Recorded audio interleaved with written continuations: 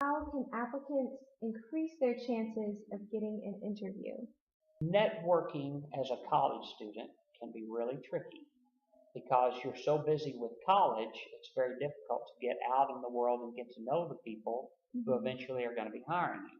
So the first obvious place that you can get your foot in the door is through your student teaching, because people are definitely going to have an opinion of you before, during, and after your student teaching time. And there's your first foot in the door to real live possibility of jobs. Depending on who you student teach with and how that works for you, can have a real bearing. There have been many, many people over time who have student taught in one school district and gone back and gotten a job in that school district. You can bet they got that because the first introduction was through student teaching. The second group that we shouldn't underestimate at all in ways of staying in touch with your music world, meaning your band director, your orchestra director, your choral director, is to go back and stay acquainted with your high school people or your middle school people where you actually went to school. Believe it or not, those people are in the trenches, and if they're friendly and care about you, pretty often will give a hand to you in saying, okay, when are you going to graduate? Where are you going to student teach? Where do you want to live? Where do you think you want to teach? And thirdly, the thing that I think about most of all, and it's really the thing that can be the most difficult for a college student, is to find ways to insert yourself into that professional community. Well, a good place where everybody's on their best, in their best moments, is UIL contest. Any kind of competition that's going on. Certainly, I think it's an outstanding idea to volunteer to assist with those. That could be running UIL concert and sight reading contests where you're, being the timekeeper in a sight reading room, or working the check-in desk for the directors, or simply escorting ensembles around to their places. That just puts you in the middle of that scene, and of course, suddenly your face becomes familiar to a whole bunch of people. It's really one of the best ways to do that. And I know that's not always possible, but then there are also things like volunteering to work solo and ensemble contests that occur on a Saturday, volunteering to work with region auditions, that's middle school or high school across this area, volunteering to assist with performances like all region performances and those sort of things. Anything that can get you in the middle of communication with the people who are going to form an opinion about you. It doesn't have to be directors of fine arts. It doesn't have to be principals. But the people who are in tune with what's going on in your world, band, choir, orchestra, elementary music, whatever it is, will connect a name to a face and go, if we're going to hire a college student, we should look at X person. I got to know them at this contest. They were really helpful and fun and friendly, and it's just a good way to get in there. So, also, your college professors many times will stay involved in helping you get a job. I mean, myself this summer, I spent lots of time on the phone with our graduates who were all out looking for jobs. And some of it was coincidental because I worked in some of the school districts where they were. But go back to your head ensemble people and say, hey, have you heard of any jobs that are open?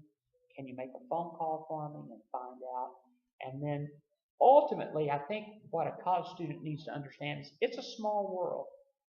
It seems to a college student to be, oh my gosh, it's so big, but we all know each other. I'll tell you something that I tell students all the time is don't ever burn any bridges. It's serious. That's really a serious thing because everyone knows everyone. And in the same respect that you can't burn bridges, because if you get a bad reputation for X, whatever X is, being late for rehearsals or not turning in homework or not having the right enthusiasm for what your profession is going to be, it'll come back and haunt you somewhere down the line because someone is going to know someone who might want to hire you. On the opposite effect of that is when you are professional and positive and enthusiastic and energetic about what you want to do, that word also gets out. And so in the opposite respect, If you're a shining star, people are going to know that too. How can the applicant make a good impression at the interview? There are some obvious things. You need to dress professionally. You know, a first impression is really critical. Then I want them to smile. I want them to be friendly. I want them to have a firm handshake, look you straight in the eye, and have confidence. And that can be difficult to do because you're scared. It's a scary thing going into an interview. I still say one of the best ways to make a good first impression is show a smile, confidence, look good, be prepared, do your homework, know about that district and about that job prior to going in. Can you share some example questions that we might prepare for before our interviews? Inevitably, whether it's a small group or a large group, they're going to start off with, tell me about yourself. So I'm going to say, where are you from? What have you been doing? Tell me about yourself. And then you sit back and listen. I think it's kind of critical to be prepared for that, because immediately you go, okay, how much detail should I go into? Because I could talk about myself for hours. Well, you don't want that to happen. On the other hand, you don't want to just gloss over the fact you got a full scholarship, to TCU or something, So you want to be able to brag on yourself without it sounding like you're bragging. On the other hand, I'm interested as an interviewer in learning a little bit about the person. By law, you really can't ask personal questions. I'm not going to ask how old you are. I'm not going to ask if you're married. I'm not going to ask where you live. But in the process, it's okay for the interviewee to talk about, well, I live in so-and-so. I graduated from this school. They had a really outstanding music program where I went. It was really very influential on my life. And then in college, I went here, and I was active in this, this, and this, and this, and I really enjoyed this. And in my spare time, I do this, which is totally unrelated to music. I have a boyfriend that I may marry one day. You could say that. It's not really necessary. But just a little personal, just kind of, it's going to make you feel a little bit at ease, and it's going to bring you into a world that's a little easier to take a breath and talk about yourself a little bit. So that is one question. They're just going to say, talk about yourself. You can almost be ready for that. Okay. And I would say in a typical interview, don't go on more than 5, 6, 7 minutes with that, because they're doing that to loosen you up and just to learn who you are. It all depends who the interviewer is. So let me give you 3 scenarios.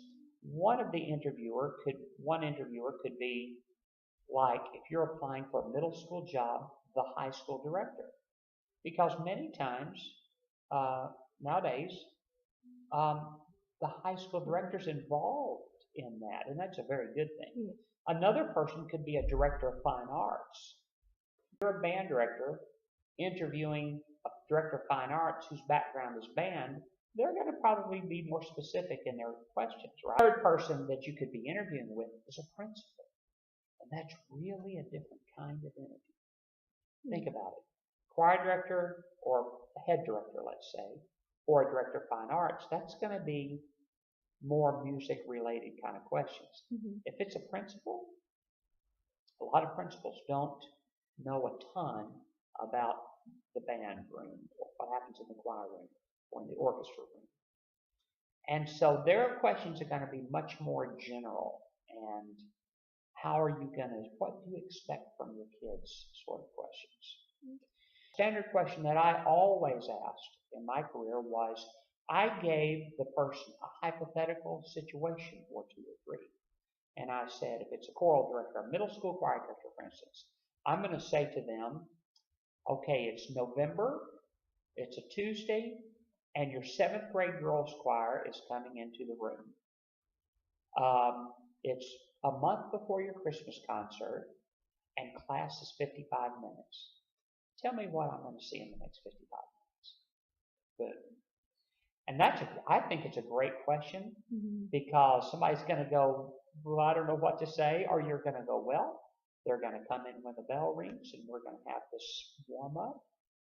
And that kind of question that I would ask might take 30 minutes to answer. Because when you say where we're going to start off with warm-ups, I'm going to interject and go, well, what kind of warm-ups do you like? What's important to you in a warm-up exercise? So see, that becomes very curricular in nature. And so band people, if you have an ex-band director asking you those questions, you better talk about how you're going to teach a beginning flute class or a double reed class or whatever the case may be. If you're an elementary music teacher, then you better be ready to tell them what one of your favorite lessons is that you're going to be teaching that day. So that always, I think, is a really good question. Inevitably, you're going to be asked questions about discipline. How are you going to handle difficult situations in a classroom? And those could go 100 different directions. They could set up a hypothetical situation, or possibly, how do you deal with talking in your class, or this, that, and the other. And so that's a normal question. People want to know how organized you are. People want to know, how do you best communicate? Are you a good communicator? Those are things that you can expect. After we finish with the interview, what kind of questions should the applicant ask the interviewer? That's simple things, not what's the salary. A very typical question is, when do you think you'll be able to fill the job? That's a reasonable question. Are you going to fill it the next day or two? Or is this going to be a month from now? That's a very reasonable thing. When do you think I'll hear back from you? You might also say, will I hear from you if I'm offered the job or if I'm not offered the job? I think that's a fair thing to say. So a great question I think to ask is, what do you feel like is the perfect kind of person for this job? You say to them, of course this is at the end of the interview, but you say to them, if you could have any person in this job, what would you like to see them become in the job? And that's kind of cool because it's their chance to say to you what they're looking for. And it's your chance to kind of go, did I give them or her that? Just a good gauge. But you might say, what do you feel like is the greatest weakness in this position I'm about to take? You might say, what are the strengths of that program where I'm going? And by the way, that's a typical question that they're going to ask you is, what do you think you're prepared to do coming right out of college? And what do you think that is going to be a problem for you? How and when should the applicant follow up? I think follow-up is really important, and I think most people don't do that very well. They're all waiting for a call from someone saying they got the job or they didn't get the job. But I think it's very appropriate to send a note to the interviewer saying, thank you so much. If you're of this vein, a personal card, handwritten, is more meaningful than an email. But if communications have been very email-centered and professional, and you don't know the person very well, it's also appropriate to send an email. And you know what? In that, when you walk away from the interview and an hour later you say, I wish I'd said this, you might be able to squeeze that in gently into your follow-up email. I forgot to mention that blah, blah, blah, blah, blah would really work well with blah, blah, blah, blah, blah. Mm-hmm. Thank you so much for your time. I look forward to hearing back. Great.